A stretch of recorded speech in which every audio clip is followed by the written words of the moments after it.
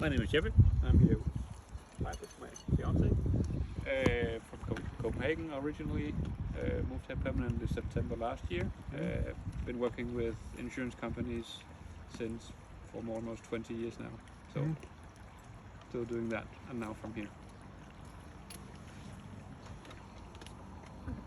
Hi, my name is Maybrit. Yeah, I'm here with Jeppe since September, and I work with interior design. Yep.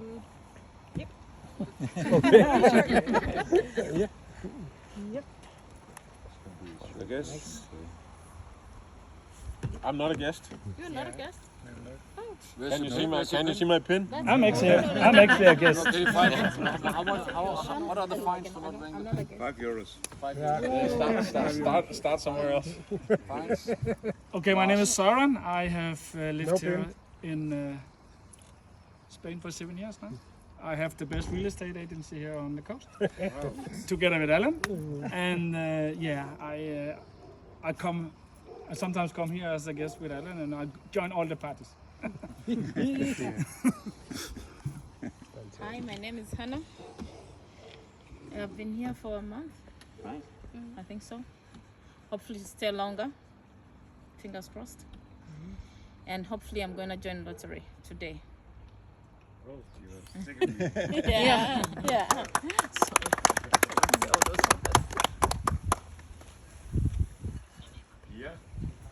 think we have more coming. But you can continue. I think you continue the training now. Good. Thank you to Ulvi. Ulvi is our Macero, surgeon in arms. And if anyone feels they want to assist that position, it's open, as she's also head of development in the club. So thank you, Ulvi, and thank you all guests for joining. Rotary Benahavis International. I'm the current president of the club, and this is our second year. We're only 1 year old or young, and we started 17th of May last year. Welcome. I think we have a couple of chairs somewhere.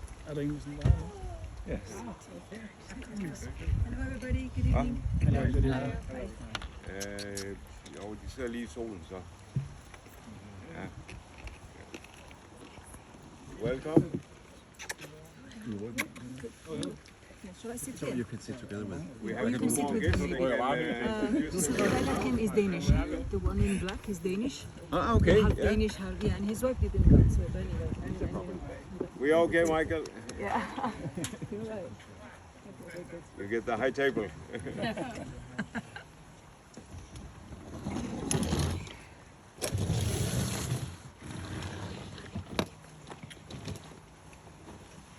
Welcome to two new guests. Please introduce yourself. We just had an introduction. Christian Kjær. Arbejder med cannabis nu. Kommer tidligere på Telekom. In English, please, because. Oh, I thought you were all Danish. No, almost. Why don't you speak Danish? What's wrong with you? What's wrong with you? My name is Christian Kjær, and I deal with CBD in most of Europe. Speak And up, I've been speak doing up. that for the last 6 years. And before that, I was into telecom. I had a mobile company in Denmark called Next Mobile. And then I moved to Spain about 25 years ago. And that's a very short story. Welcome to you, Christian. Oh, thank you very much, sir. The what's wrong with us could take longer. Hervé, introduce yourself. Stand. Well, I'm Hervé, Shanaze's partner. I work in energy for the last 4 years, and before that I was in telecom with Christian. So I moved here 20 years ago with Christian. So we've known each other for a long time. At least 20 years. At least 20 years. At least 20 years, yes. And we've been invited by Shanaz to hear what's going to happen today. Very welcome. Thank you. So, we are an international club. We are 1 year old, 17th of May. And the vision for the club was when we before get founded was to be the biggest international club in Spain, which we are, and we were at the inauguration. Now the vision is very simple. We want to be the biggest club in Spain. We only need to pass 100 members, then we will be there. So we'll take half of them this year, then the other half next year. So why we want to spread Rotary is because in our club we have decided to rethink Rotary. That was one of the visions why we started. We want to do things a little bit different, which we have proven. There's been some skepsis in the district by the old Rotarians that we don't do like they used to do. So we are not really following the protocol, but we are still keeping the same values and the same principles.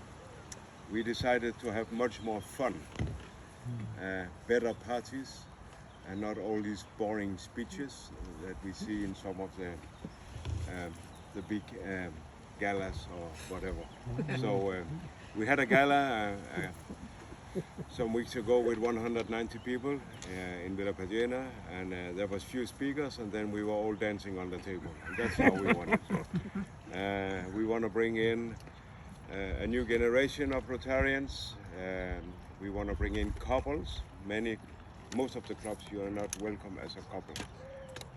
We welcome couples, and we are also encouraging couples to join. So because if you bring your partner, it will be a half membership fee. So we have a good diversity. We are about 20 nationalities, and we are always ready to do some fun. Every month we have a social gathering. Next is the 28th. We're going to have a really nice dinner at restaurant Candela, which is owned by some of our new members, where they will give us a good treat. For members 45 euros and non-members 50 euros. Just go on our website, click and join. It'll be a nice evening with good food and good energy, like-minded people, probably a couple of good jokes, and it's not a general meeting, it's social gathering. So the idea is to have fun, get some good food, some good wine, meet some new interesting people. Then we will continue with our general meetings the Thursday after the 28th, and then every second Thursday, August, we are off. Not really off, because we're going to do a beach party that nobody will ever forget.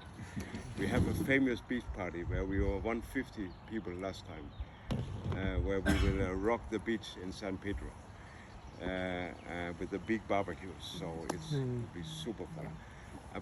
Regarding barbecue, next month, we will announce it later, the exact date. We are firing up France's barbecue over here with roasted pork.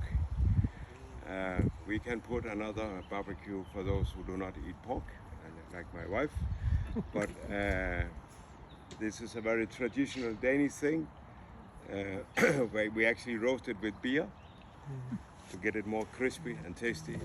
So yes. So in general, you who's a guest today, you are of course after 2 meetings, one social and one general, or 2 general. You can apply for membership, sending a CV to head of membership. This is Janice. And then it is normally, unless you've been stealing from some of the members or anything other unethic, after CIA and FBI have taken a background check, we will recommend as a board the new member to the club, and after 1 week, if there is no objections, you're a new member. So good.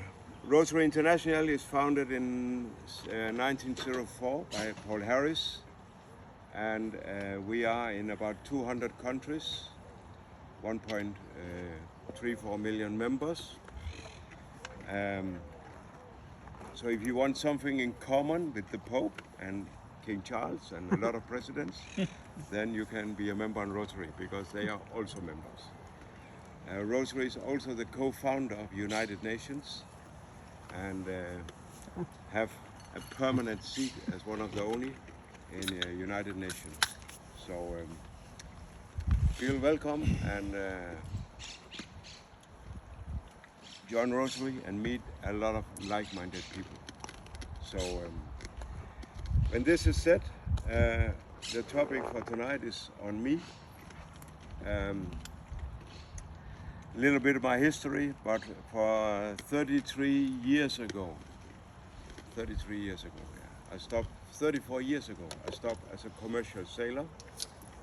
I was sailing from 17 to 23 because I had a vision that I want to see the world. Before that, the story is there's actually a book about me. There's two, but one that you can buy tonight. It goes to Help Africa charity, a project. Pay as much as you like. Feel free. I will also sign it, of course. I have more, don't worry. I have them also in Danish, don't worry. But when I was a young boy, 8 years old, my parents got divorced, and my father abandoned us, and I ended up in an orphanage because my mother got a depression, and my younger siblings ended in family care, foster care. And as an 8-year-old, to not be a family anymore was very traumatic, very tough. And I was bullied a lot in the orphanage, and nobody would encourage me to believe anything else than my mother will die, because their mother did, or father did. And so when you come to an orphanage, you don't have any classmates anymore.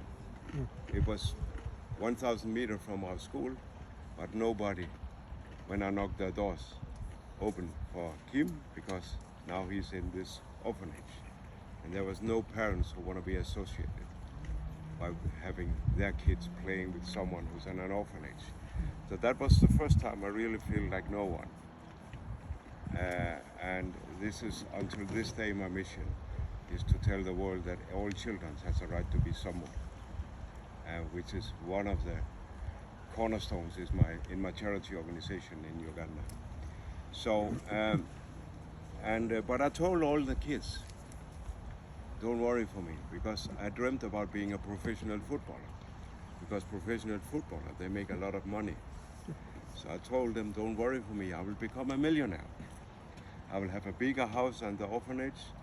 I will have horses, yachts, I will see the world.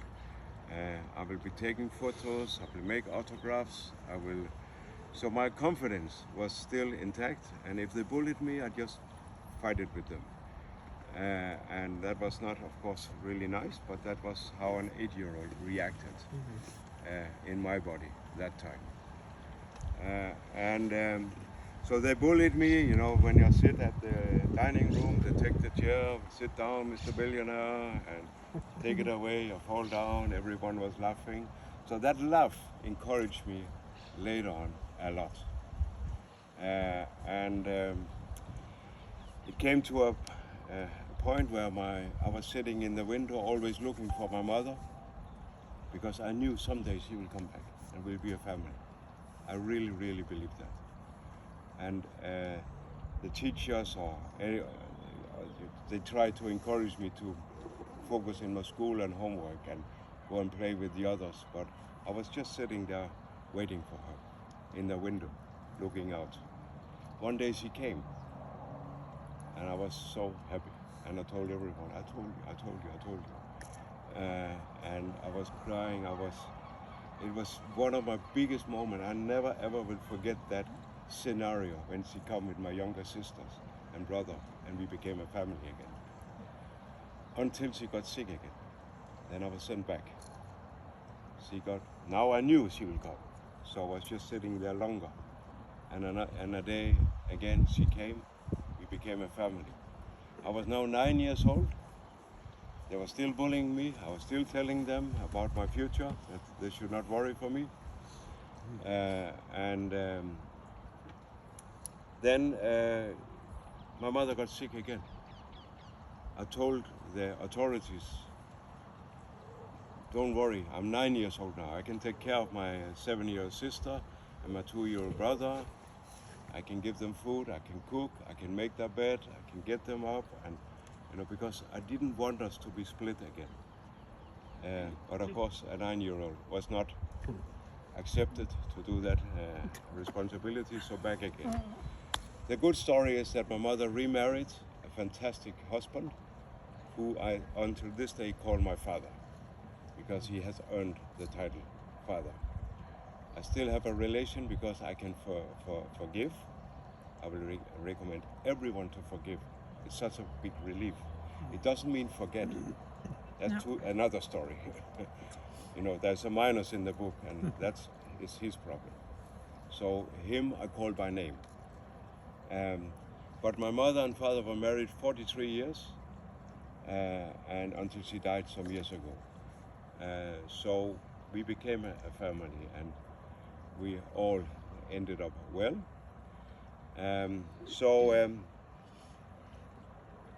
I was very frustrated and very aggressive, and I had my ways to deal with challenges that was not accepted. I did not become a criminal, but I was probably on the edge because I had very loose hands. And if I didn't have that, I have sticks, I have other stuff. So a psychologist said, Kim, you need to learn to play chess.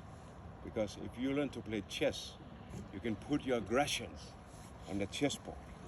And you can learn to sit on your hands before you move. And everyone was laughing. And as more they laughed, as more convinced I was, I'm going to show them I can play chess. And 2 years later, I was Danish champion in chess. 2 years in a row. To a shock to everyone. But I proved to myself I can win. And I want to win. I hate losing. I don't know about you guys. I want to win. That's it. If I play with my kids, there's nothing called I let them win. No. I tell them, honestly, it's not important for me to win. What's important is that you lose. So if I break arm with my son, who's bigger, I just look him in his eyes and he knows. So he loses confidence instantly. So it's a good story. I either win or break my arm. Break my arm.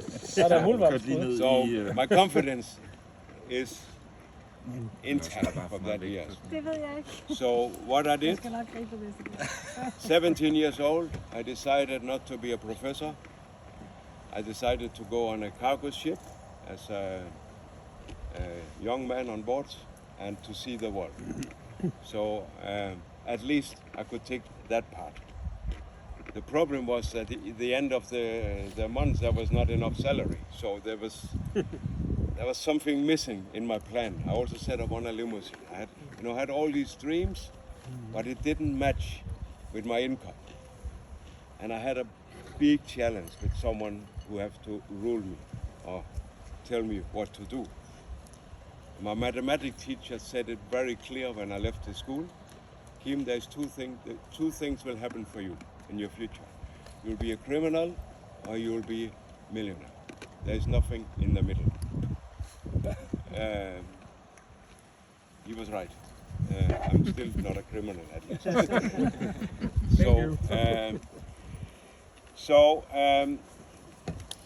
I stopped sailing 23 years old. I told my captain, I don't like you. I was honest. You're an idiot. And I have an idea that you feel the same about me. So one of us has to leave the ship. I guess it's me. And it was not him. So I'm resigning you. And he said, Kim, once I'm a sailor, always a sailor. You'll be back and you are welcome back. You have salt water in your veins. Yeah. You cannot stop sailing. I said, I'm going to sail again, but on my own yacht. I can still remember he's laughing. Last summer, I invited him to my yacht. He's a pensionist now, and he was here with his family. And what? Did he come? Yes, he came with his family. I have photos of it. I put 4 strips to me, 3 to him. I was a captain, he was a chief mate. And we drink some wine and had fun. So it was a very nice experience. So we're still in contact, at least. It took some years, but Facebook helped that. Anyway, so I had my list of businesses I've been involved in is so long that it will take a new book just to write about it. But he tried, the author, in that book. He still missed a lot, but still. But one thing I really did is I love selling, because when you do not have an education, when your driver license is your only education, you have to. You're not really. You can choose to be a laborer, or have your own business. So of course, I dreamed to have my own business, and it started. I was selling Kirby vacuum cleaners, if somebody knows them. It was a very good experience. I learned selling, and still the most fun thing I have ever sold. I could still sell it today, I guess. And then I decided that it was a super good vacuum cleaner, so I do a vacuum carpet cleaning company. I didn't really figure out that they are very small. So these massive carpets I got out, and it took too long. And I took per square meter, so it was a really bad business. I called all my friends, we were all working in the night. So that was not a super good timing. So I decided I love food, so let me open up a small grill bar, what do you call that in English? A place you go and buy hot dogs. But there was 4 tables. There was 4 tables in that little place, so I changed it to a restaurant. Kim, this was all in Denmark, right? That's in Denmark. Yes, I'm still in Denmark. It went very well. I 10 doubled the turnover, and I probably 20 doubled the costs. So Bad business. I was good in making food, but I was wrong in the calculations and all this. But so I went not bankrupt, but I was really down. I lost everything. So someone was applying for a financial advisor. I think I was out drinking with my friend. I saw this ad and I said, I'm going to apply for this, and they were all laughing. Because if there was something I was not strong in. Not finance. But I said, I have done so many things wrong, so I should be a good advisor. I took my nice clothes on and my old Ford Taunus. And I didn't dare to park it in front of them, because, fake it until you make it. So I took the interview, and they took me. So now I was a financial advisor selling ships and pipes. I didn't have a clue about what it was, but thank God it was the good ones. It could have been bad ones. So now I was selling ships. I was selling Christmas trees. I was selling holiday houses, life insurances from Kodan, and car insurance. I was in paradise. This is like a Wolf of Wall Street. The Wolf of Wall Street. So good that I decided. I was so good, I decided, fuck this idiot. He's going to have commission of me for all my performances. Why should he earn more than me? I'm the one doing the job. Let me make my own company. So I made my own. It's called the Small Office, the Bitte Kontor, in Skagen. And I started working with, that time, Unibank and Dan Sommer, because I was a good salesman, so I could sell myself. I could sell my ideas. And I want to sell summer houses for investments, luxury houses with pool, and split it in 10 parts. So and I get the bank involved. I get it was super good. I had Coopers and Lybrand in, and it went very well. I had recruited hundreds of salespeople that I trained myself. I was very young, 26, 7, so Oliver sales. And I challenged all the professional advisors, called them incompetent. They hated me because I did it in the media. I invited the media, by the way, together with all the advisors. They could prove me wrong, but they couldn't. I just barbecued them on the spot. So, and they hated it because I do not have, I'm open, I don't have education. But if there's something I believe in, you cannot take me down. I'm 100%. I go for it. And as you already remind me, I hate losing. I can only win. So, so now, today, I have a sales team around the world of plus 200,000 people in 50 countries. Only, yes. And it is called, since I was young, network marketing, multi-level marketing. I don't like that image, so I changed it to micro-franchise. Sounds better, more business, and a better image. Because image is important. Exactly. But to be sure, no other Herbalife and all these, I don't want them to get the same idea. So before I did it, I blocked all the domains, micro-franchise, so I can create my own little fishing lake. And it's going very well, by the way. So because we are a $1 billion company, and we are, we are better than all the rest. Exactly. So 2 years ago, they made a movie about me in Denmark. There's not many people without education that have done a movie about it called Believer. It was in the cinemas in Denmark, and it is one of my trophies. So what I did when it had premiere in my hometown, where I'm born, where the orphanage was, I invited all those who's been laughing at me, my old classmates, and everyone that I could imagine, with VIP tickets, free cola and popcorns. And they could not believe what is happening. So, can you imagine sitting in the back row with my Sophie and the kids, and all these who's been laughing at me up in the front, watching a movie about me called Believer, documenting fantastically my success and my talent in developing others people to success.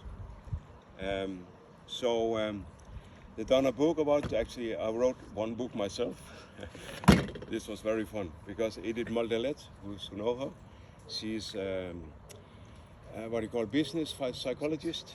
Yeah. And she's have so many numbers, so many education, been writing so many books with so long words that I cannot even read them.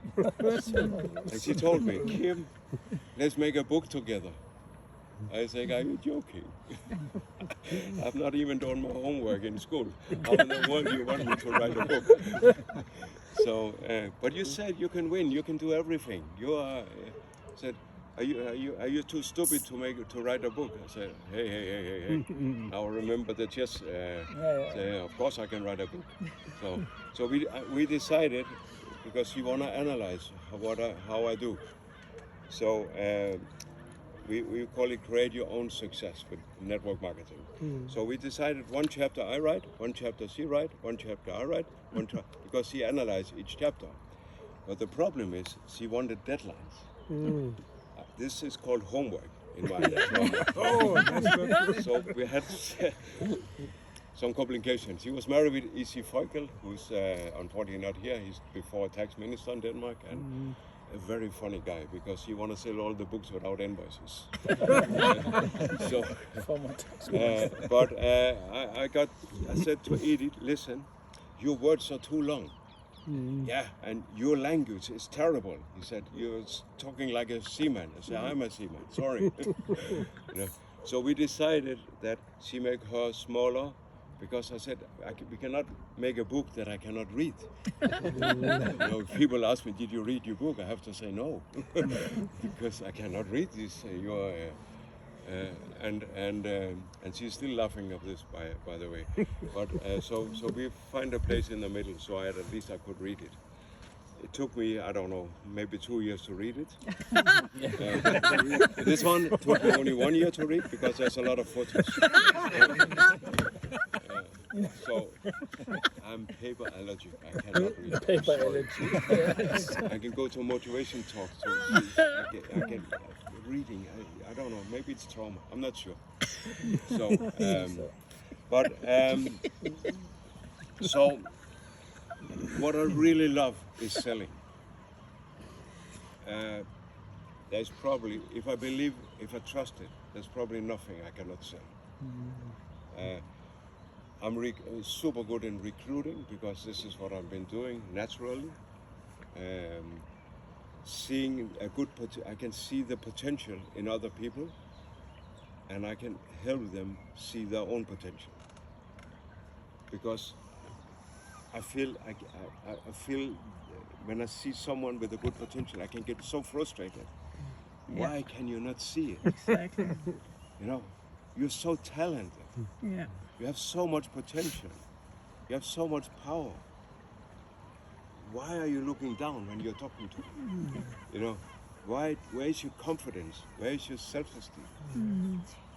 I think it's something that frustrates me most. Yeah. Is when I see the potential in other people and they don't see it. Because I can believe how much I want in you guys. Other people can believe in you. They can even make a movie called Believer. But if you do not believe in yourself, you're lost. Mm-hmm. And this is where I love to work with people, is to make them understand and discover their true potential. And then work with that part. I don't care how much education they have. I have challenged professors from CBS, Copenhagen Business University School, Academy, and all these professors, face to face, on stage. I have challenged them, and I promise you, they do not want to meet me again. Because when it comes to selling, direct marketing, selling, network marketing, micro-franchise, multi-level marketing, whatever, they will lose, and they know. If they don't know, I will teach them. So I have also a very good ability to create good media, because I love to create the story instead of getting it. If you get the story, you're not in control, but if you create it, you're in better control. So in 9 out of 10, I think I get very good media. When we made the movie, I was like a fish in the water. Because the producer of the movie, they got 3 million kroner, 400,000 euros from the Danish government. So that was what really was in it for them. They did not see any potential in my movie. And I got so frustrated. And I'm still frustrated, because I just got access to a new film festival. You could go, but but I could see the potential, and I turned it into super media in Denmark, where we created a brand awareness from 20 to 40% of the population, because we also succeeded to get it in TV2, in 2 documentaries. It's still there on TV2 Play. 2 times 45 minutes in prime time. Perfect. So now more people know about our brand. So what I've been doing in all these years, I did something called jysk salgstechnique. What is that in English? Jutland sales technique with your shoes on. What do you call it? Yeah. Down on earth, so that everyone can understand. So I've been traveling 3 decades, where I have challenged everyone that has been in my audience, that if they can find an objection regardless in which business, that I cannot win, I give them a bottle of 21-year Royal Salute whiskey. Still nobody have taken it. You're welcome to try. If you don't, I accept. We have friends, my treasure in Help Africa, France. Are you here? Treasure, Help Africa, my charity. So if they cannot take me, we expect donations, don't we? Big donation. We Yes. take mobile pay. You can scan our. We will guide you. And Don't cash. worry. And So, cash. anyway, so basic. There's some stages in sales that we need to learn. Most of you know these stages already, especially if you're in real estate or in any kind of banking, selling products, whatever you're selling. Most of you guys has been selling something, am I right? Yes. Yeah. Okay. So, and sometimes we don't really understand why didn't we make the deal? Everything went well. They were nearly eating out of my hand, but they didn't sign. Why? I know why. Because I love winning. I also know that if I don't get an agreement, if I don't get a deal, a handshake or something, I lose it. Because they don't come back. Those who's in real estate here, I read that all homes has 23 shows from some different real estate agents. So 23 customers and agents are seeing the same home before it's sold. If I was a real estate agent, I will take that to a massive advantage. Because the biggest motivation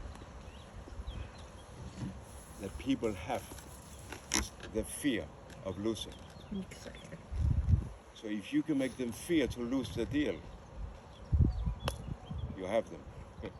You too, you also fear to lose a deal. Whatever deal, you know, if I go with Sophie and I don't feel I get a good service, I'm ready to go. And I'm waiting for them to come and negotiate. And Sophie's fearing that we are losing the deal because you know my principles. So I want discount, but I don't give discount. You get me? So so let's start with the first stage of any sales. The first stage. The first stage is we call it the 4 times 20 rule. The 4 times 20 rule means the 40 first steps, sorry, the 21st steps, the 21st seconds, the 21st words, and the 20 centimeters that are smiling. Because when we are in sales, there's only the customer and me. Harry Motor, who's one of the most famous salespeople in the history of Denmark, I've been on several of his courses, and he said it very clear, sales is so simple. You have the customer's product, he has your money, the only thing you have to do is to exchange. That's it. Sounds simple, but maybe not that simple. So he also said that 5% of the people are the one who creates things. They make things happen. 15% they are watching what is happening. 80% they don't have any idea of what's happening. All right? Yeah. So these, sorry, I have to kill this one. And he said these 80%, leave them alone because somebody has to take care of your children in school. There must be teachers here. There have to be nurses. There has to be someone emptying the garbage. Yeah. Someone who runs the society. So if God has decided that the 80% are 80% and the 5% are 5%, don't try to change it. I have seen this so many times when I meet a super potential talented 80%er, trying to convince him about that he can have his own business and he can utilize his own talent, and they don't see it. Jack Ma made it very clear also. I love Jack Ma. You know Jack Ma? Yes. The richest man in China, founder of Alibaba. He said, sorry if I'm insulting someone who's employed here. I hope I'm encouraging you to see that you are a 5% if you are employed. But he said that if you take a monkey and you put bananas here and money here in that corner, you let the monkey go. The monkey will go and eat the bananas. It's called banana philosophy. He will go and eat the bananas, not knowing that the money can bring him all the bananas he's dreaming of in his life. All right? He said it's exactly the same with humans. You take a human, you put a job contract and career there, and you put a business opportunity there. You let the human go and he runs to the job contract, not knowing that the business opportunity can change his life. Exactly. He's so right. I have tried it, I have seen it, and it's happening, I promise you. So if I'm asking for new independent distributors, they will ask for a job contract. I said, if I give you a job contract, I'm cheating you. Because if you're going to work for me, you have to produce 3 times your salary to me in a trial. That's stupidity, sorry. Anyway, so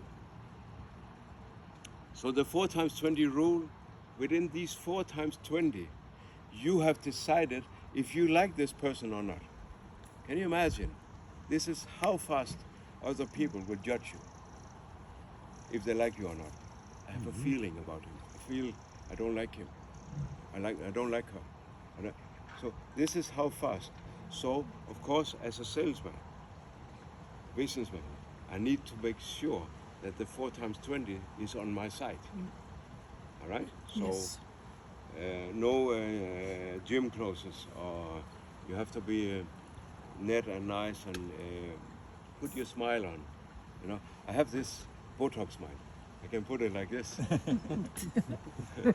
can take it away again. It's very easy. And then I can put it in. It's very important. This Botox.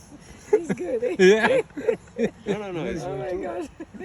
I can think this is the biggest thought he idiot was in the world, natural in and I you, can Kim. still I smile. didn't know. I'm just such a stupid asshole, I'm thinking.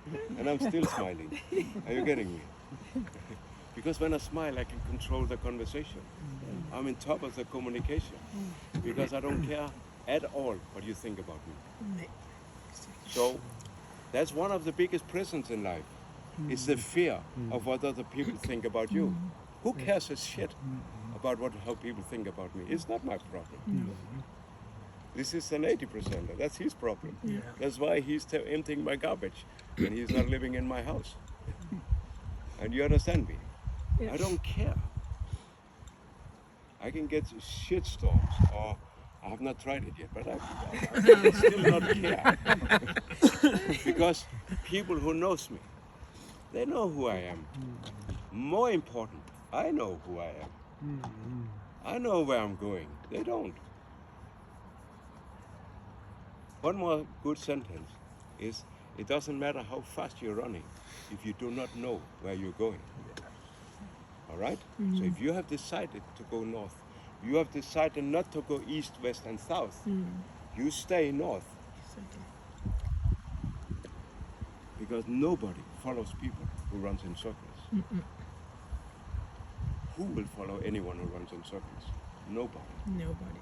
Imagine to go on the airplane tomorrow and the captain says, I'm not sure where we're going.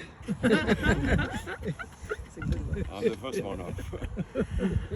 So focus, not get distracted. This is a big challenge here in Spain, not to get distracted. There's so many nice things to do and so many nice friends that you can be distracted easily.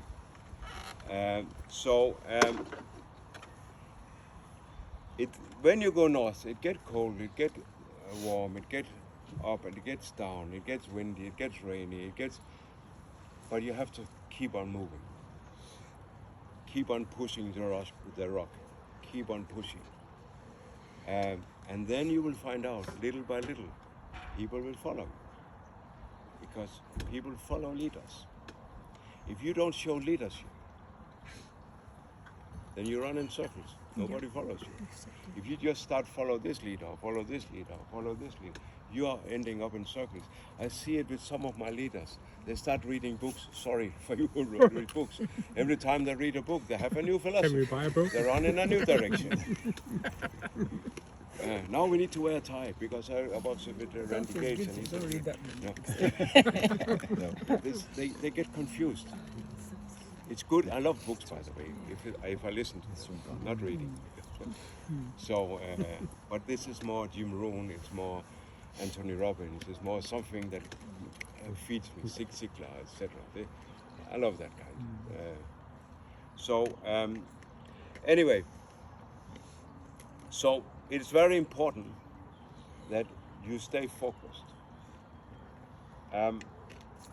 I'm not an expert in the Bible, but I have learned from Jim Rohn, who's one of my, if you ever want a good philosopher, mentor, go to jimrohn.com.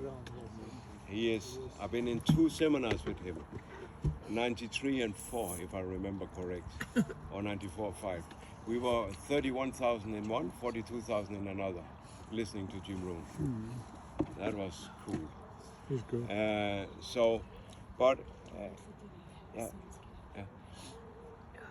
Yeah, you can, you're right, okay. So, he said that in the Bible, it says about the farmer who put his seeds in the ground. That some lands on rocky ground, some is blown by the wind, some is dead before they're even in the soil, and some is taken by the birds. And he said, the farmer said that if you chase the birds, you have to leave the field. So what did the farmer do? He keep on putting the seeds in the soil because then the field grows. And this is about distractions, because if you start chasing the people who's laughing at you, chasing the people who's bullying you, chasing the people who don't believe in you, you are leaving the field. All right? Stay focused. It's also a really good thing, because what I have tried my best to do is to go back and thank the people who laughed at me. When I meet them again in my life, I'm thanking them. Thanking the captain for being such an idiot. Thanking the people who was laughing at me or did not believe in me, because only because of them I'm here. And they are not. That's why they got a ticket in the cinema. They were not the one in the movie. So when I decide to do something, I'm fearless. I do it. But I'm also okay. I don't call it give up, but if I see that it's not working as expected, I can also stop it. And then say, okay, tried it, did it, next.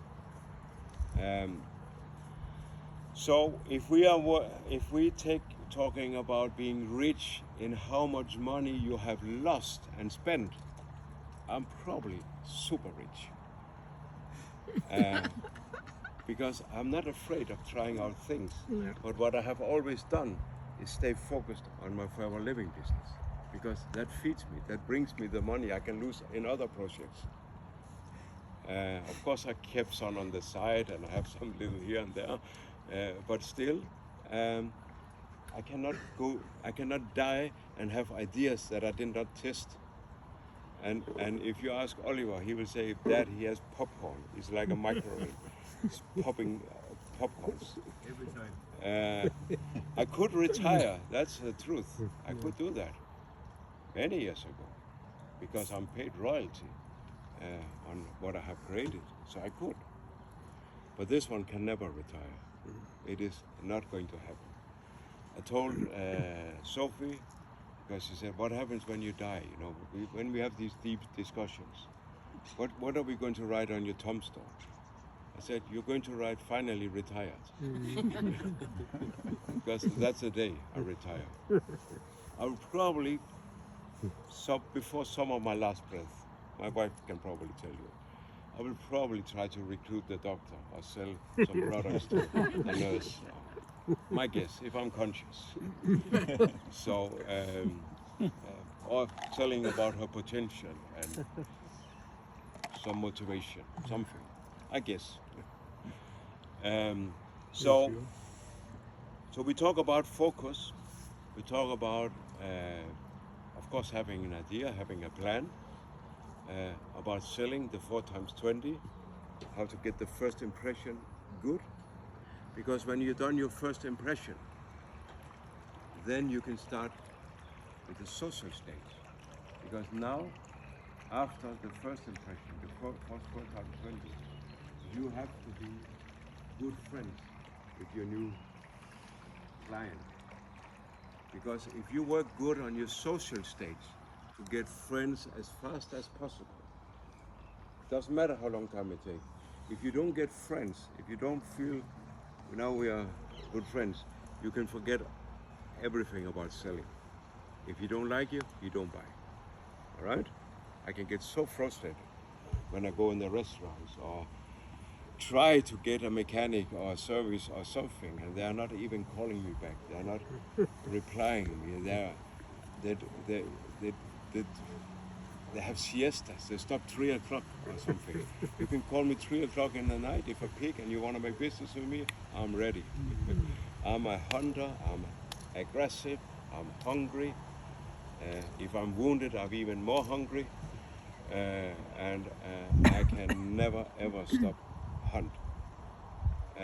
So be very careful. I am a hunter and I am dangerous. So anyway, social stage. Yeah, maybe I have to sit and talk about this client's old photo album. And he wanna explain me about all his family. And it's maybe boring for me, but my Botox smile is on. Isn't that so? Wow, it's true. Wow, did you do that? Oh, okay, maybe it's his dog. You know, in the social stage, you have to. There's also some good tips.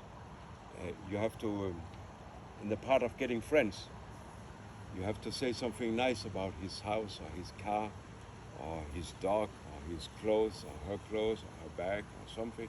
You need to come with compliments.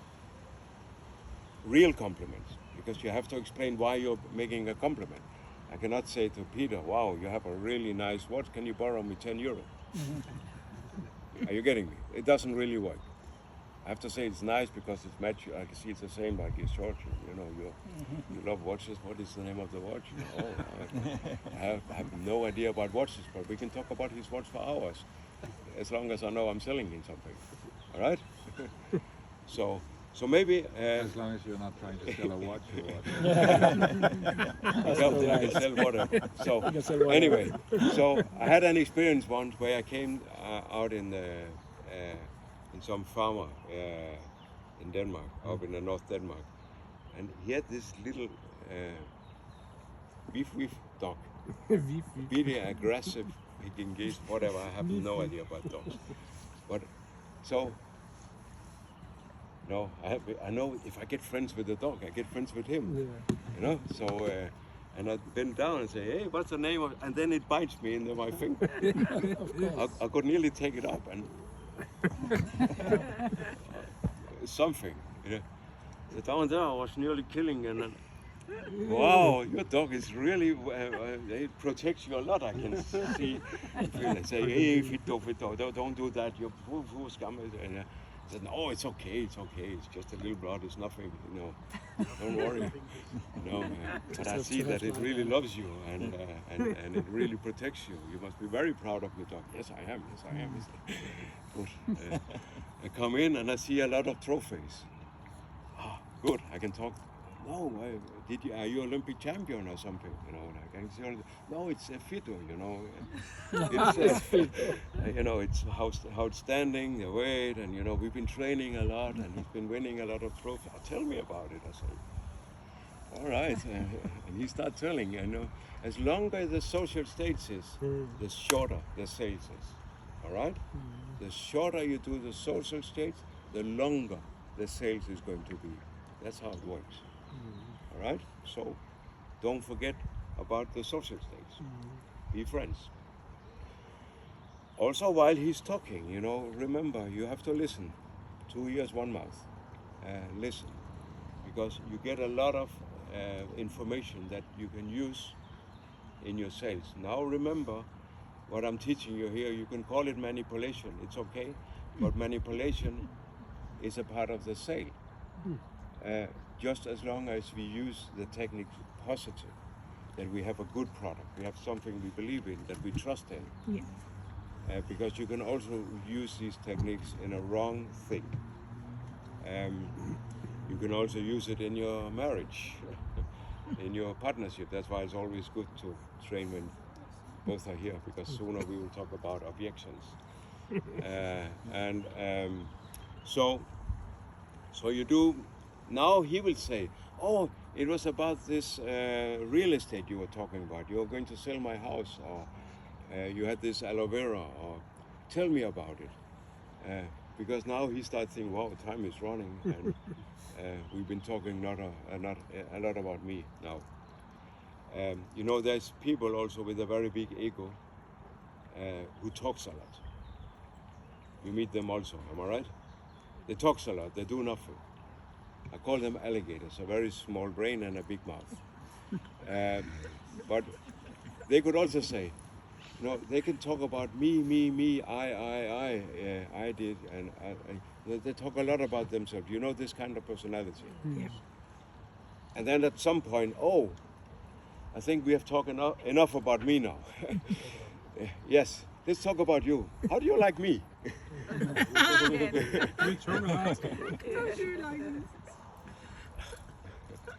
So, after the social stage, we are now friends. So now it's about our presentation. We have to present why we are here. And we do that.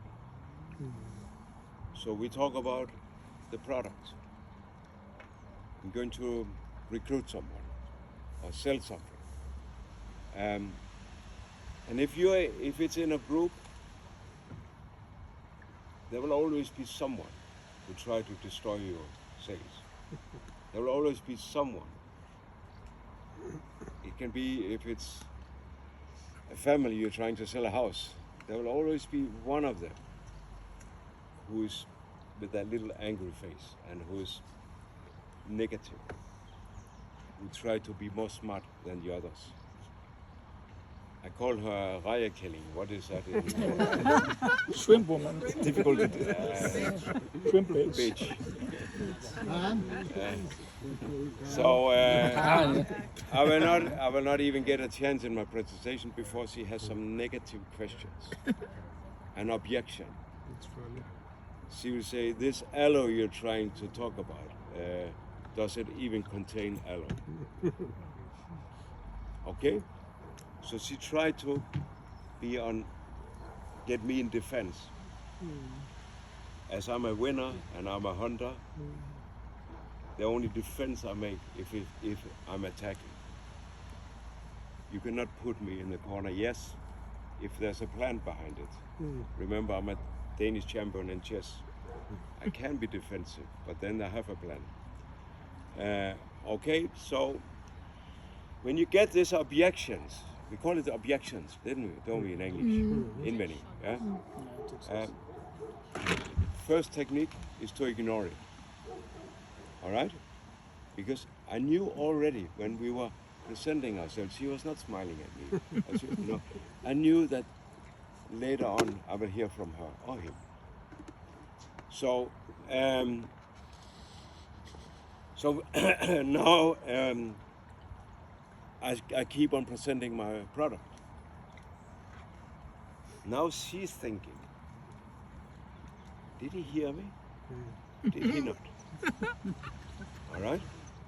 So I'm playing with her, acting like I'm nothing. So the next reaction is she will raise her voice.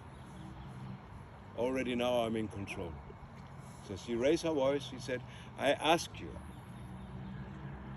is there any aloe vera in this funny drink you're going to sell us? I'll be very smiling, my product smiling on, and I will ask, what was your name? All right? Excuse me, lady, what was your name? My name is Miss Bitch. Okay. I know. Thank you, Miss Bitch. I really understand your question, but if it's okay for you, why do I ask for her name? I know it, but why do I ask for it? To show who's in control. Okay? If I lose control, I lose my sale, right? Or my deal, whatever you're selling. So, so I'll say, if it's okay for you, would it be okay for you that we take the answers in the questions when I'm done with my presentation? I'm a little bit new in this. I'm not so confident yet. That's a lie, but you don't know. But if you could write down your questions, all of you, will be that okay? And then we take it in the end, so I don't lose my focus, because some has to go home to your children. So, we have all. So if it's okay. Now, normally the bitch will say it's okay, isn't it? But this is a super bitch. She say, no, it's not okay for any one of us. Now she tried to win the crowd. Yeah, for any one of us. Because if there's no aloe in what you're trying to sell me, you're wasting our time. Am I right, ladies? She tried to win the crowd. I said, oh, sorry. I really agree with you. It's such an important question. If there's aloe in the products I'm selling, then I write down, is there aloe in the products? Thank you for bringing this up, because maybe I have not explained it correctly. But as I said, I'm a bit new in this. The other one, I think, did she really say that? Because they know her. All right. So, or him. Don't take it for. So. I write it down. And then I will say, now when we're here, I can feel that you have more important questions. Is there other important questions that could stop you buying 3 liters of aloe? Yes, she said.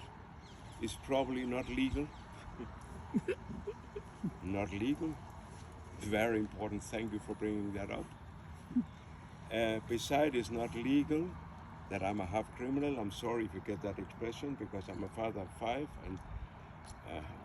But okay, if you, then I feel a little victim now, So the others say, "Wow, geez, let's start getting sympathy for me." And now I said, besides, if there's aloe in the aloe, and if there is, and if the product is legal and I'm half criminal, fair enough. Is there other things that could stop you buying 3 liters of aloe? Do you have other objections? Most people have maybe 2 or 3 on the spot, all right? But if I don't stop her now, she will continue. And if she get in control, I'm out. I sell nothing. All right? So I need her to buy my aloe now. So she said, yeah, it's probably too expensive. I agree. If you pay too much for what you get, it's fair enough. So probably too expensive. You know, I've not even presented my product. I'm just started, and now she's starting if it's legal, if there's alloy, and if it's too expensive. You know, she's already totally. You know. Yeah. So I put that. Said, do you have other objections, sir? No, I think that's it. She will say because she don't have yet. All right. So I said, okay, Miss Subovic, I'm very happy for your question. So if there is no other objections, can you and me agree then that if I give you an answer on your objections, we have an agreement? Yes or no? So I'm cornering her. Yeah. All right? Now I'm hanging her in front of the others. What can she say now? Give me an idea. What could she say? That she has to agree, she lose face. She has to agree or bring me a new objection. What will I do with a new objection? Isolate it. I will put it down on the paper. She knows already. She starts getting a little clever now. She knows that this guy, if I put more objections, he's just not giving me the answers. Because I don't give my answers for free. My answers I give for a deal. If I give it for free, I'm just a nice guy. And nice guys, they don't win. Am I right? You don't get the deal. You go home. You think you've done a good job. I did the social state. I did the presentation. I did everything. Why? And you maybe go home and you think, I got her. You call your colleagues or your wife. I had a wonderful evening. She's coming back to me. We will have a big commission here. Fantastic. Within the next month is on our account. You know, it went so good. And the reason why she was smiling when you left was because you left. Yeah. All right. That's why you thought she was on your side. No, she was happy you left. Or he was. So maybe you've been talking too much and not listening.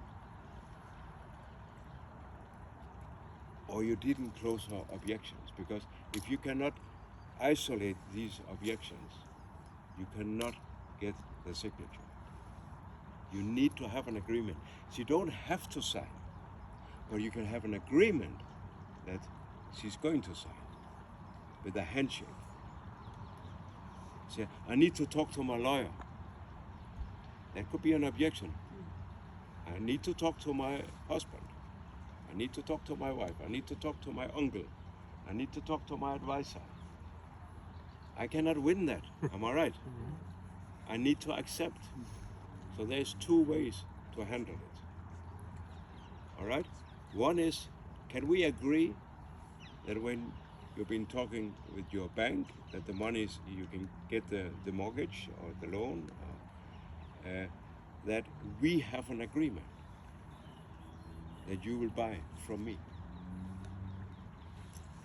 and nobody else. Yes, we can agree that. If it's okay for you, can we make a kind of agreement so we know what we have agreed? You're not signing for the house or whatever, but you sign that we have an agreement. Yes or no? She will have to say yes. Huh? Okay, so we have an agreement. Or handshake. Handshake is in Denmark a legal thing. You can win in court with a handshake if they accept that it was a handshake. Anyway, so I want, on a nice way, I want to help them make a decision, because I know what I'm selling them is good for them. So now she will say, the Miss Subovic, she will say, yeah, okay, because he think I cannot answer. If I got a question I could not answer, I will definitely make an agreement with her that when I come back with the answer, I will call someone, whatever. We have an agreement, but I will show you some technique where you can go around that. So what can I do with the wife or the lawyer? Because I cannot win on the spot. So what could I do? I could agree with her before I come if she's a decision maker herself. No, I need my uncle. Good, let's make a new meeting where you and your uncle are on the meeting, or your husband. Kim, sorry, so you make sure that she decides by herself before going into conversation? I waste my time. If she cannot make a decision, I'm wasting my time. That's good. All right? So I need the decision takers. I cannot drive further. Maybe this uncle needs to talk to his lawyer. And then if I'm wasting my time. And then she cannot find it as an excuse. Yeah. I want to make sure that I have pre-closed that objection, because you can pre-close it. So I will play with her now. I will of course explain her with the ingredients list that what's on top is the main ingredients. If she doubts, I can show her on Google, whatever. So that is an easy one. Legally, of course, I can also prove nowadays we have a lot of online tools to prove things like that. That's very easy. It's Danish label and it's done by Altox and all this. All this is easy. Now about the price. You know, it's quite funny when people ask about the price. If I come with I say, would you buy my car? You've probably seen I have more than one car, unfortunately. And then you will ask me, you wanna buy my car? All right, I wanna sell you my car. And then you ask, before you even ask which car it is, you start asking about the price. But we are not there yet. I said it has 4 wheels, it has a steering, it has an engine, it has 4 doors, it can go from A to B. No, I need to know more about your car. So why don't you need to know more about my product then, before you start asking about the price? That's it. It can sound offensive or aggressive, but I just want to show her who is in control here. Because I know my product. I know that they need the product. I know that this is the best house or car or whatever I can give them. And so then I will say, with the alloy, what will be cheap for you for 1 bottle of alloy? 40 euro, 50 euro, 70 euro, 100 euro. What would you pay if I can guarantee that you will have a better digestive system, you will have more energy, you will be detoxed, you will get a stronger immune defense system, and you will go more regular on toilet? If I can guarantee you these results, how much would you pay? 40, 50, 70, 80, 100. What will you pay? What do you think the super bitch will pay? What do you think she will say? I didn't give her that option. I started with 40. But she was a super bitch, right? She will say 40. All right? So great, because it's 30. How many do you want? 3 liters, 4 liters. So I don't give them the option, but I say, if it helps you, what is the value for you? And we can play another game. But now the others start to lose interest, so I need to keep them on board. So I'll just close the deal, and I will bring her the bottles, and I will take the money. Deal is done. I can guarantee you the rest of the crowd don't have a lot of objections now, because they just saw what happened. All right? Because people are scared of taking decisions. So what I will do then is, you know, objection is like a long hallway with many doors. So if one of these doors are open and I let one customer run out of that door, the rest in the group will follow the same door. Are you getting me? So if one have to say, I need to think about it, 50% of all objections, I need to think about it. I need to sleep on it.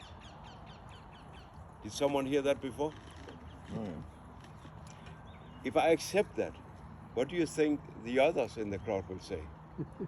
We need to think about it. We have to sleep on it. So if I let go here, I lose them. But I don't, because I'm closing these doors, little by little. I'm closing them. I don't want them to think about it. I don't want them to sleep on it if I don't have a deal, an agreement.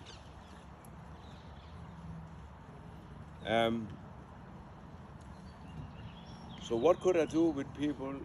I can give you one technique that will make you never ever again hear the word I want to think about it. Would that be interesting? This is 50% of all objections. So if you can kill it, Bring it on. then it's good, huh? Are you ready, Treasure? All right. So, so if I, from the beginning, say, I'm new in this, I really love the product, it has made so much change in my life, and this, so I decided that to escape the rat race and try little by little to make a business with this. You know, I'm humble because my kids, I want to give them maybe a better education, or my wife, I want to go and take her to a nice hotel. You know, I tell them honestly why I'm trying to do this business. So I need your help. Will that be okay for you? We have done the social stage, so it's okay, we are friends. I said, yeah, how can I help you? Just promise me that when I presented my product, you tell me yes or no, so I can learn. Is that fair enough? I will say very humble. Most will say it's fair enough. Am I right? It means that when it comes to the presentation and the sale, can they say I need to think about it? No, because we agreed a yes or no. So if they say I need to think about it, I say I'm sorry, but maybe I remember wrong, but didn't we agree that you wanted to help me and give me a yes or no?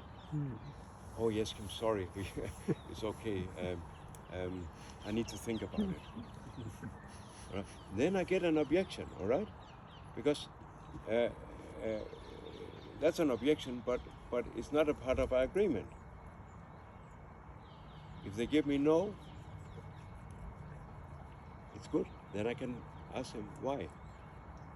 Please help me. Did I not present it correct? Or was there something you didn't? You know? And then they will give me some real objections. But when I say, when I ask them to give me a yes or no, I have an agreement of not getting the objection, thinking about it. And that helps a lot in 9 out of 10 cases. Thinking about it, I have learned so many funny ways of handling that objections. One can be the Copenhagen way, as we call it, is that I don't get it. I bought this nice new Lexus out there, and because I really believed I'll get so much success with this, and everyone wants to buy from me, but I can see it's not working well. So he said he's thinking about it, right? I have to sleep on it. So I'm going to sell my car. Do you know someone who will buy it for 5,000 euros? He looked at a brand new Lexus. He said, I can buy it for you. When do you want the money? You're joking. I was also joking. You said you cannot make a decision. You have to sleep on it. So, of course, I said I'm going to sell my car. I'm not going to sell my car. Very funny. So now, where would you sign? What do you need? 1 or 2? This is a provocating bastard, but he's right. I actually made a decision without sleeping on it. So that's a car key one. Then there's another one. I need to think about it. Okay, while you're thinking, I will go to toilet. Remember the Botox mind, all right? So while you're thinking, I'm going on toilet. It doesn't matter if you're not going on toilet. Just, fake it until you make it. Act like you're going on toilet and flush and everything. Come back and say, so what do you need to think about? Oh yeah, maybe it's too expensive. Maybe, I get some objection. I cannot work with the thinking about it, all right? I can also take 2 pieces of paper, A4. I said, what I've been telling you the last hour, you remember about 100% right now. But as days goes, you will remember less and less. And then I'll start to fold the paper. After 10 days, you remember this little after I've been folding it. Right now, you remember that much. When would it be wise for you to make a decision? While you remember this much or this much? This much, I said. Great. So bring it on. What are you thinking about? All right? It sounds aggressive, but if I do not get the deal, I go hungry home. I need food on my table. And on a polite way. Of course, you have to feel where is the client. Will they be insulted or will they kick you out? Or you feel that on the way of how you want to close the deal.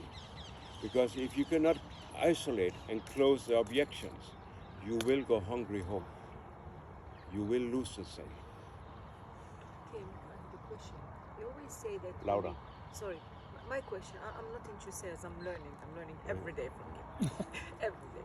So they always say that if you insist and you show that you're hungry about doing something, which is selling a product, the eventual client will actually run away. So what would be the limit till you know that person is not running away and you're not pushing that person? I don't know if my question is clear. He runs away if there's some of the doors open. Yeah, so you need to make sure that you're on top of the objections, that the doors are closed. So it is like a tiger. Even if the tiger loses his teeth, he knows he still have to hunt or die. If you don't hunt, you die. Same in our history. Thousands of years ago, we've been hunters. 99% of the history, we've been hunters. If we don't hunt, we die. Okay? For me, sales is hunting. I have to hunt to survive. And I'm a nice guy. I have many friends, but when it comes to sales, I'm aggressive.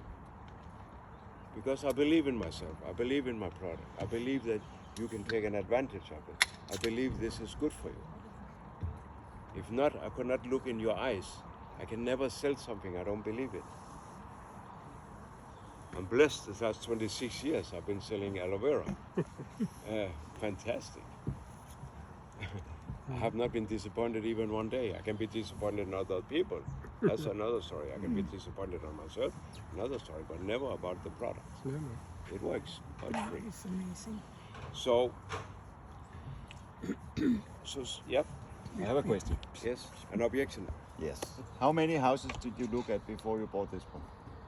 Now this is rented. It's not bought. Okay. How many did you look at before you rented? I have bought many properties in my life. I still have some. But honestly, when we decided to go down here, already with 2 robberies, I'm happy I didn't bought it. If I get 1 more robbery or 2 more robberies, we're gone.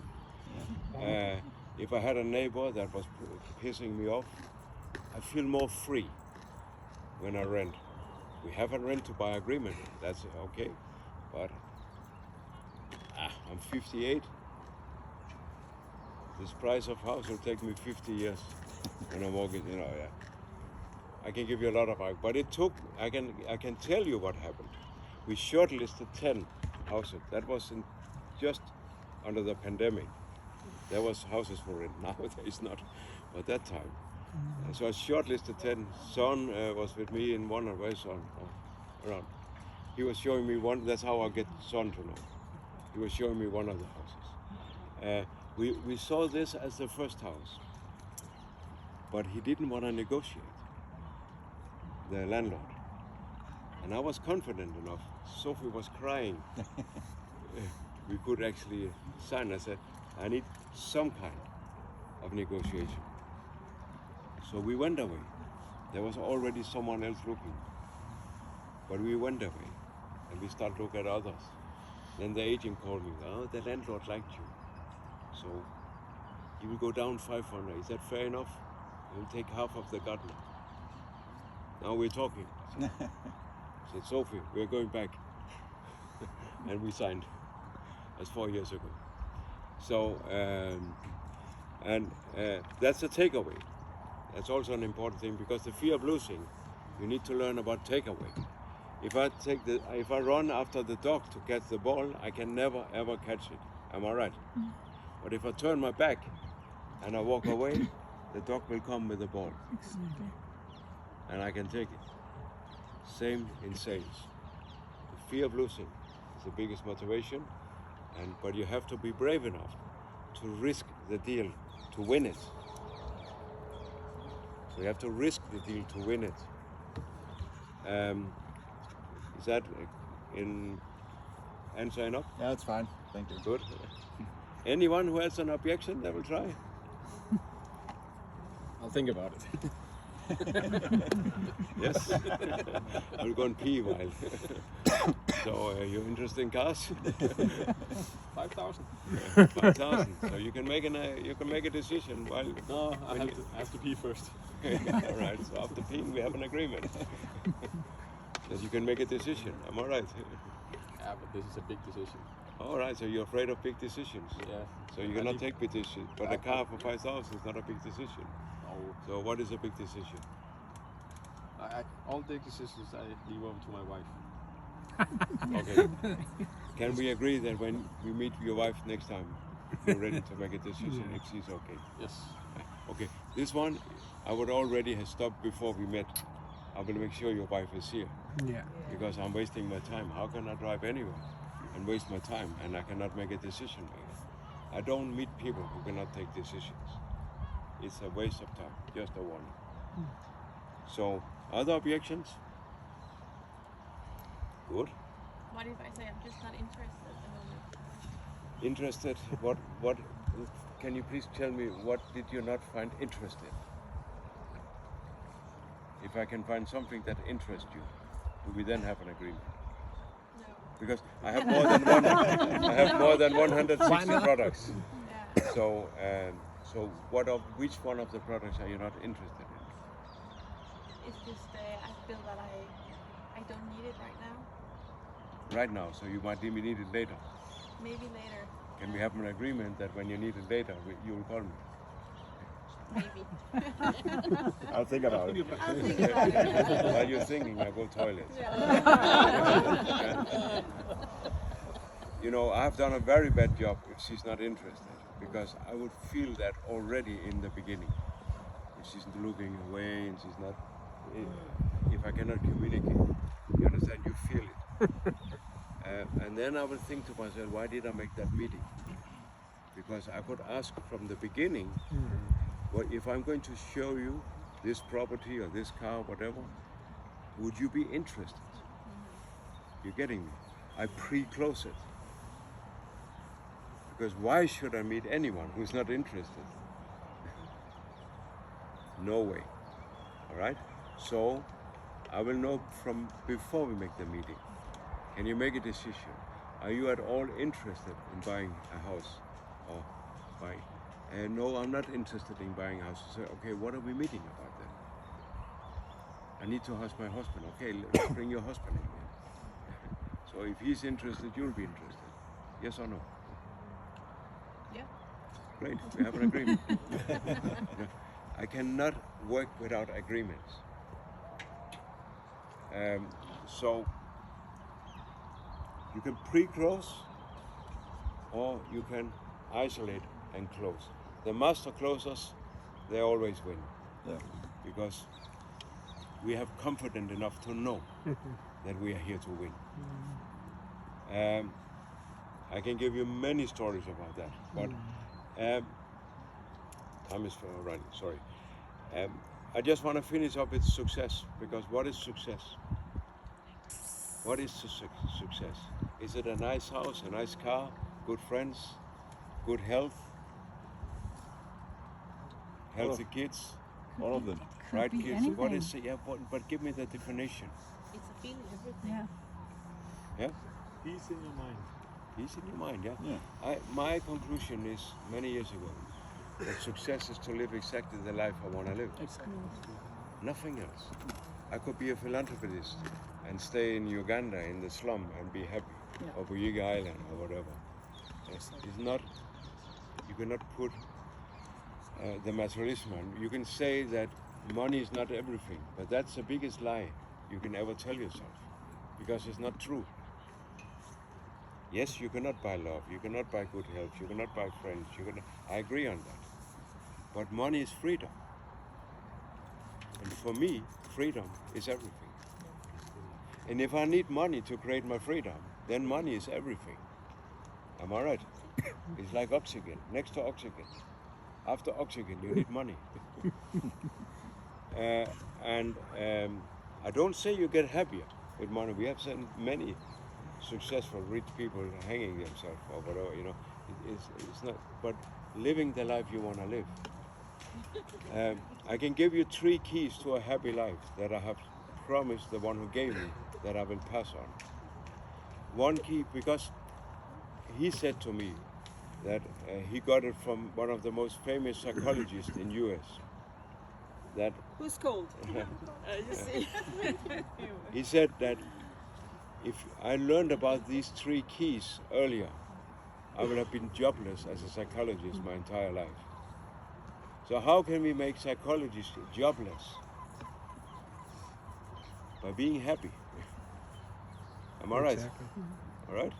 So to live the life you want to live, give you a successful life, but how do you get there?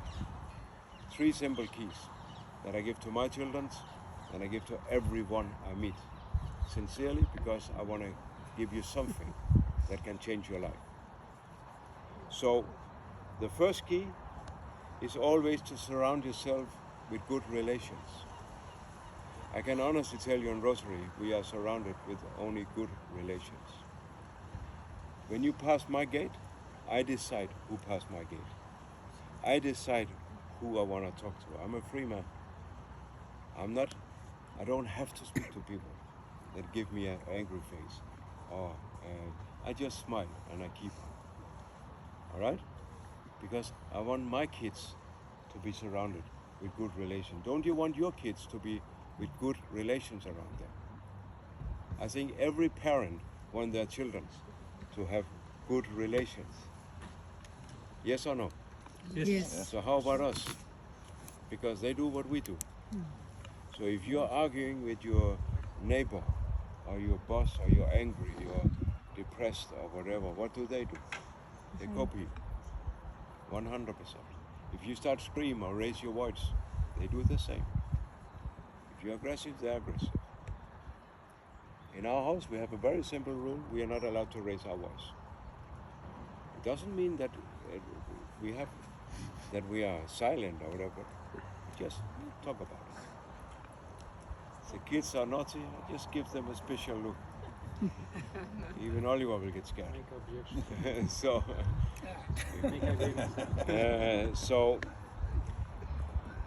surround yourself with good relations. That's number one. Because if you are not surrounded with if you're surrounded with angry faces and people who steal your energy, how can you be happy?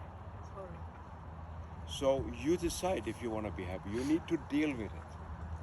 Sometimes it ends in a divorce. That's it. Last worst case scenario.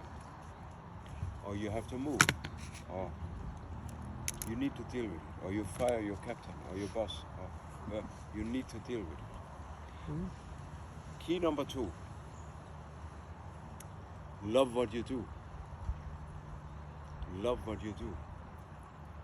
So if you hate Mondays and love Fridays, you cannot be happy.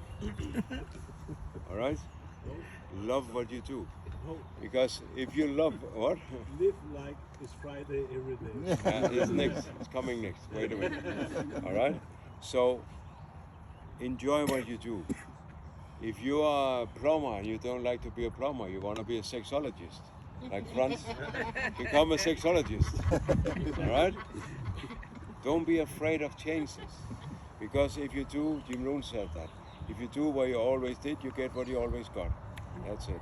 If you want the future to change, you have to change. Simple. I think Franz is a very good example on that. Sif or many others, actually whatever, you change your directions. Number 3, create a life that you can't wait to wake up to. Always have something to look forward to tomorrow. So if you always have something to look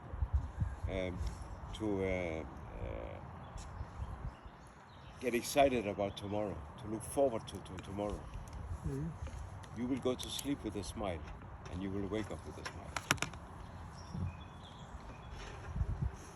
Let me finish with my favorite story. Sorry, my favorite story is about the eagle baby.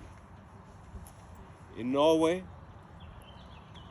a farmer found a little eagle baby abandoned from the mother. Maybe it was killed, whatever, who knows. So he take the eagle baby and bring it to his farm, feed it, and then he think, it needs a family, it's a bird. So let me put it into the chicken fence. The eagle, when it start get eyes and to see and it grows up, it thinks it's a chicken. It pick like a chicken, complain like a chicken. He eats, he sleeps, but he grow up. And one day he was a big eagle. And all the chickens, they know he's a chicken, so don't worry. But the farmer think, the big eagle now is still picking and complaining and think it's a chicken. So I have to teach it to fly. I need to make it understand it's an eagle. So he took out the eagle, mirror, YouTube, flying techniques, pointed up in the air. You're an eagle, you have to fly. And he was just picking and complaining. And so he threw it up in the air. What does chicken do when you throw them up in the air? I don't know. It just fell down to the ground. No, they get scared and they shit on you. We're talking about 80%ers here, all right? All right? So as more chickens you throw up in the air, you see the potential, but it's not flying. All right? As more you throw up in the air, as more they shit on you, in the end you cannot fly yourself. All right? So don't do that. The eagle fall down and it get dizzy and it walks in after shitting, of course. And he goes into the chickens and say, he thinks I'm a chicken. He's crazy. Yes, he's crazy because they don't want him to be an eagle. Then he will eat them. That's a reason why we called it Kentucky Fried Chicken and not Kentucky Fried Eagles. All right? Eagles eat chickens. So, so what happens is that he go up to the top of his roof. That's crazy. He said, and he showed the YouTube video and flying technique and mirror and fly like this. 5 meters down, it crashed and got dizzy and it walked into the other chickens and complained, this guy is crazy. You think I can fly chickens? We cannot fly. No, we cannot fly. You know, and he get comfort in the. But the farmer is very stubborn. So he takes the chicken up in Norway. We have a mountain called Rotary. It is 1,000 meters down to the fjord. He takes the eagle up, show the mirror, the videos. Yeah. That's a good stunt. He kissed the eagle. He say, fly or die. Throw it out. The eagle just gets smaller and smaller and smaller and smaller and smaller. He said, oh no, I'm killing my eagle. I'm killing. He really believes he's a chicken. I'm so stupid, I'm killing it. My little baby, what have I done? Few meters before hitting the fjord and get killed, it flight like the most beautiful eagle ever seen in Norway, as the story says. So what is the moral here? It is that if you can fly like an eagle, why are you then picking like a chicken? Don't pick like a chicken if you can fly like an eagle. Yeah. So I want you to fly high, and I see you at the top. And sorry I went over time. We do that sometimes in Rotary. I have my book. I will sign it. It's in English and Danish. We can get more from there. All the money goes to the treasure of Help Africa, which is one of our projects. Muchas gracias. We have more drinks and we can mingle a little bit before we go home. Thank you.